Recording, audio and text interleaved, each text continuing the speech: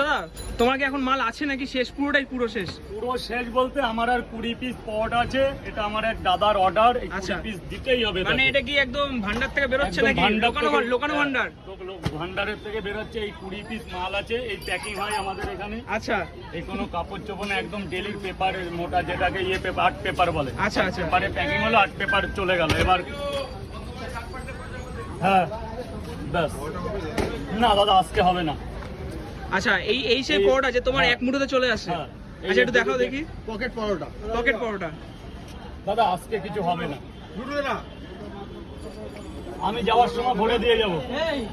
যেভাবে করবে, যেভাবে একা বেকার টেরা 4 বাজ 5 বাজ 6 বাজ 9 বাজ পকেটে চলে যাবে, সেই পকেট পরোটা খুলবে আবার যা তাই হয়ে যাবে।